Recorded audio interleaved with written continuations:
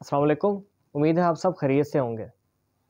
किसी ने क्वेश्चन पूछा है कि हम 4-5 बहन भाई हैं और हमारे वालिद साहब का जब इंतकाल हुआ तो इंतकाल से पहले वो 6-7 महीने जो हैं वो अपने बिस्तरे मर्ग पर रहे, बीमार रहे और कहूलत के आलम में रहे, अपना अच्छा बुरा की तमीज़ नहीं जानते थे, सख्त बीमारी का आलम था। तो जब उनकी वफ़ात हुई और वफ़ात के बाद हमने वरासत के लिए अपने इंतज़ामात शुरू किए, वरासत के लिए काम शुरू किया और जो प्रॉपर्टी थी जैसे कि मकान, ज़मीन और दीगर जायदाद वगैरह, उनकी वरासत के लिए पटवारी हज़रात से रब्ता किया तो पता चला कि सारी वरासत जो है वो हमारे एक ही भाई के नाम पे मुंतकिल कर दी गई है। और वो जो भाई है हमारा, वो क्लेम करता है कि जी ये हमारे वालिद साहब ने सारी प्रॉपर्टी अपनी ज़िंदगी में उसी को गिफ्ट कर दी है, उसी को हिबा कर दी है। वो ये क्लेम ले बैठा और इसके प्रूफ में वो एक गिफ्ट भी दिखाता है, गिफ्ट डीड, हिबा नामा, इंतकाल हिबा भी शो कराता है कि ये देखें उसका सबूत है। तो अब इनका कहना है कि हम ऐसे में क्या करें, हमें यकीन नहीं है कि हमारे वालिद साहब ने किसी किस्म का कोई गिफ्ट या कोई हिबा इस बेटे को किया था। ऐसी सूरत हाल में जब आपको यकीन हो कि आपके वालिद साहब ने अपनी ज़िंदगी में जायदाद की किसी किस्म की कोई गिफ्ट या हिबा किसी एक बेटे के नाम या बेटी के नाम पे नहीं की और ये सारा झूठा दावा किया जा रहा है, तो आप क्या करेंगे? आप उस हिबा नामे का इंतकाल, हिबा का इंतकाल निकलवाएंगे मुतलका पटवारी से या अपने रेवेन्यू के इदारों से। और अगर वो रजिस्टर्ड फॉर्म में हिबा नामा है तो आप उसकी अटेस्टेड कॉपी निकलवाएंगे। और अगर कोई फ़र्द भी आपके पास मौजूद है तो वो फ़र्द आप ले लें। ये 2-3 चीज़ें आप इकट्ठी करके आप सिविल कोर्ट के अंदर उसको चैलेंज करेंगे और सिविल कोर्ट में आप एक दावा दायर करेंगे वकील के ज़रिए, जिसमें आप अपने दावे में 2 गवाह भी रखेंगे और आप ये साबित करेंगे कि ये जो गिफ्ट डीड है, ये जो हिबा नामा है, ये जो इंतकाल हिबा है, ये झूठ पे मबनी है, इसमें सच्चाई नहीं है, ये फैब्रिकेटेड है। क्योंकि हमारे वालिद साहब सारे बहन भाइयों से, हम सारे बच्चों से इक्वली मोहब्बत करते थे।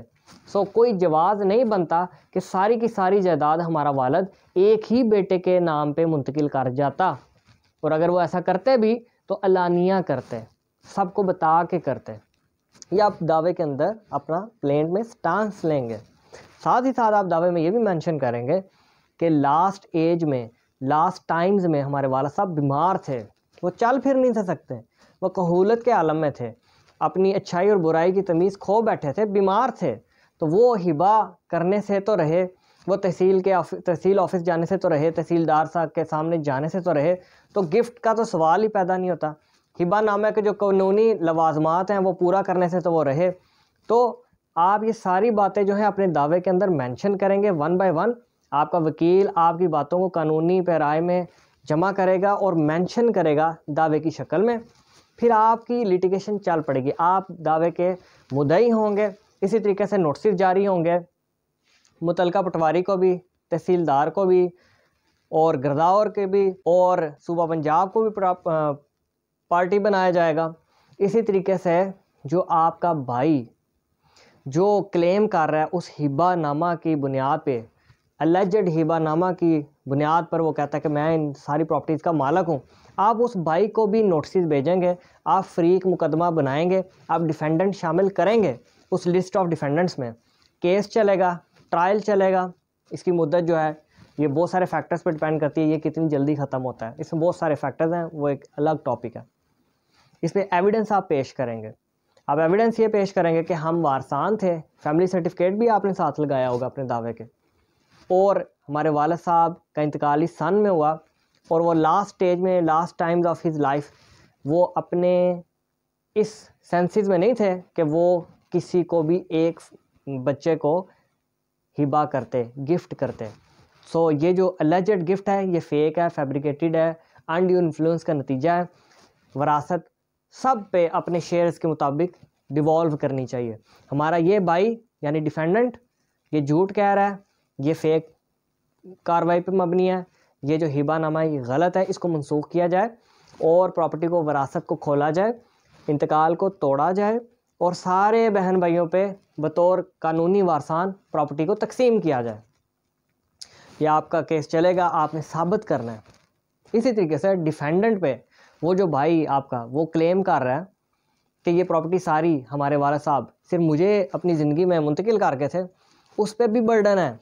वो बेनिफिशियरी है प्रॉपर्टी का, वो उससे इस्तिफादा हासिल कर रहा है, वो उससे हर किस्म की इंजॉयमेंट ले रहा है, तो उस पे बर्डन है कि वो साबित करे कि ये जो अलेजेड गिफ्ट है, गिफ्ट डीड या इंतकाल हिबा, ये सही हुआ था, वाला साहब अपने सेंसेस में थे, वो सेहतमंद थे, वो चल फिर सकते थे और उन्होंने एलानिया उसको गिफ्ट किया था, पोजेशन की ट्रांसफ़र हुई थी और एक कंप्लीट गिफ्ट अपने सारे इंग्रेडिएंट्स के साथ पूरा हुआ था। ये उस डिफेंडेंट यानी उस भाई पे भार होगा, बर्डन होगा। इसी तरीके से आप प्लेंटिफ बनेंगे और आप पे ये बर्डन होगा कि आपने साबित करना है कि ये गिफ्टेड, फेक एंड फैब्रिकेटेड है। सो ये सारी चीज़ें लेके मामलात कोर्ट में चलेंगे। कोर्ट को आपने कन्विंस करना है एविडेंस के ज़रिए, कोजेंट एंड रिलायबल एविडेंस के ज़रिए, कन्विंसिंग एविडेंस के ज़रिए। फिर वो जो, अगर आप केस जीत गए, जज को लगा कि आप सही कह रहे हैं, आपके एविडेंस स्ट्रॉन्ग है, डिफेंडेंट यानी वो आपका जो भाई जो क्लेम कर रहा है जायदाद सारी का मालक बना हुआ है उस गिफ्ट डीड के बुनियाद पर, वो अगर अदालत को लगता है कि वो झूठ बोल रहा है तो वो इंतकाल तोड़ दिया जाएगा, वो हिबानामा कैंसिल कर दिया जाएगा, प्रॉपर्टी डिवॉल्व कर जाएगी सारे वारसान पे अपने अपने शेयर के मुताबिक। जैसे ख़वातीन का जितना शेयर बनता है, आदमियों का जितना बनता है, यानी बहन और भाइयों के जितना जितना शरई हिस्सा बनता है उतना डिवॉल्व कर जाएगा। और इसके साथ साथ अगर कोर्ट में आपने ये भी साबित कर दिया कि ये फोर्जरी या झूठ पे मबनी या साजिश का नतीजा, इसमें पटवारी भी अगर मिला है, कहीं पे फेक साइंस साबित हो जाते हैं, तो डिफेंडेंट्स पे, चाहे वो सरकारी डिफेंडेंट्स हैं या प्राइवेट डिफेंडेंट है, वो आपका भाई, उस पर पर्चा भी यानी क्रिमिनल प्रोसीडिंग्स भी उस पर इनिशिएट की जा सकती हैं।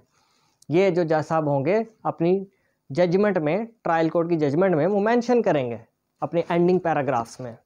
सो ये तरीकाकार है कि अगर आपको प्रॉपर्टी से महरूम कर दिया जाए, आप खातून हैं या आदमी हैं या व्हाट्सोएवर, तो आपने अपना हिस्सा कैसे क्लेम करना है और आप किस तरीके से कोर्ट से रेमेडी हासिल कर सकते हैं। Thank you very much.